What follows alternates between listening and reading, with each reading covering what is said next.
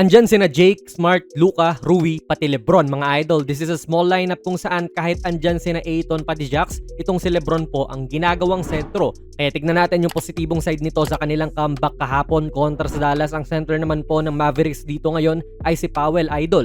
At tao nga niya si Lebron. So ang nangyayari nga dyan ay kailangan dikit din siya kay Lebron, no? So kung nasa loob to, edi nasa loob din si Powell. Kung nasa labas, edi nasa labas din naman yung bantay.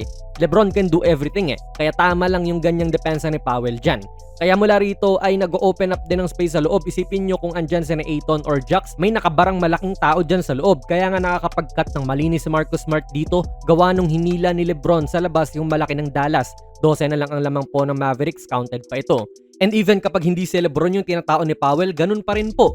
Si Rui yan ngayon pero isa sa mga the best na shooters ng Lakers tong si Rui ngayong season eh. Kaya again, hindi niya pwedeng iwanan to sa labas. So it opens up space kay Lebron or kahit kanino sa loob at less nga ang pag-aalala mo kasi si Christine na lang yung nag-aantay sa'yo dyan sa ilalim. Which is hindi na gaanong isipin pa para kay Lebron. 12 na lang ulit ang lamang, malayo-layo pa. Then makikita naman natin yung sample dito nung kapag iniiwan na nung big si Lebron. Again, dahil sa spacing nga rin po na mayroon sila ngayon, mas madaling nakakapag-drive yung iba. Eto nga si Marcus yung testing tapos sumubok din lumapit sa loob itong si Powell. See kung paano na libre lang si Lebron with all that space sa corner. Yan yung benepisyo na hindi makukuha ng Lakers kung may Ayton or Jax dyan na basically sa loob lang nag-ooperate. Pero ito may mga binabagayan lang talaga to at hindi ko masabing dapat nilang gawin to sa bawat laro. Epektibo to this game pero not every game ay ganyan. Tsaka taxing kay Lebron yan sa depensa. Sa tingin ko mas nakakapagod yan sa kanya kasi laging may kabungguan na big man. Though dito, si Powell naman din yung kalaban niya na basically hindi naman din nagiging parte ng opensa ng Dallas. Tamang pa screen lang siya pero kung kunwari Jokic or Embiid to, hindi advisable yan malamang.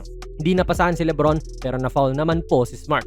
Mabuti nga rin at hindi nagpaka-cone si Luka rito. Nasabayan niya yung unang move ni Williams enough para dumating na yung help mula kay Lebron. Good defense nga rin ang ginawa nila dyan, no? At nagsimula rin yan kay Luka kasi nga hindi siya nalampasan. Then Lebron dunk sa kabila. Siyam na lang po ang lamang, idol. Again dito, sinalo na naman ni Lebron si Luka sa depensa and gusto mo nga tong nakikita. Naiwan si Doncic at si Lebron yung tumapat. This is good team defense din gawa nung nagkakaintindihan yung dalawa. Tapos yun nga, hindi sila nalilito. Better individual din naman din kay Lebron sa strip na ito.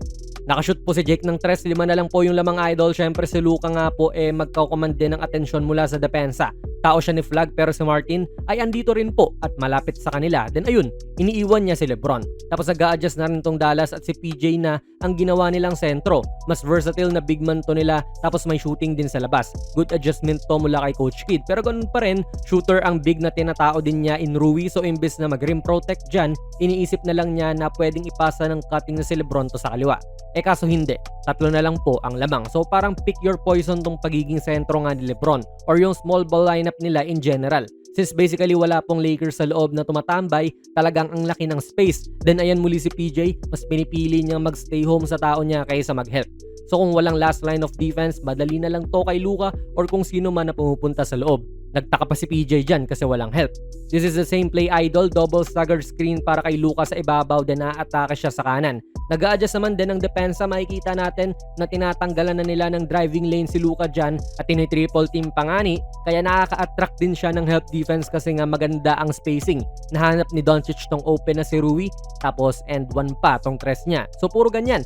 Ang small ball lineup ay nakakapag-open up ng driving lanes kaya rin epektibo to sa creators tulad ni Luka pati Lebron.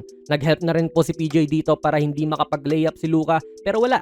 Nagugulo lang din ang inyong depensa dahil sa ganyang kagustuhan.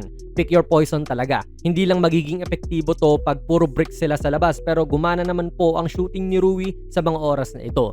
Again, idol, naging epektibo po this game yung small ball lineup nitong Lakers na si Lebron yung sumesentro. Pero yun nga, hindi ito sustainable. Kailangan mo pa rin ng sentro at kakailanganin mo rin yung laki ni na Jax at Ayton. Though may mga times talaga na kailangan ding ilabas ni Coach JJ yung baraha nga ng small ball at nakita naman natin na maganda ang naging resulta at nakapag-comeback pa sila from a 14-point deficit noong fourth quarter. Maganda ang spacing, nakaka-drive ang mga stars or madalas nakakapag-cut tapos nagkaka-good looks din ang kanilang shooters. Yan ang naging benepisyo niyan this game. Kaya ang tanong ko sa inyo, idol, gusto nyo ba makita to lagi o tama lang din na sa mga binabagayang laro lang tong small ball dapat ginagamit? Ilagay nyo lang po ang inyong mga komento sa ating comment section. Kung nagustuhan nyo po ang ating video ay pakipindot na lang idol ng like button, mag-subscribe ka na rin sa ating channel. And ako nga pala si Jonas PB, and as always, hanggang sa muli.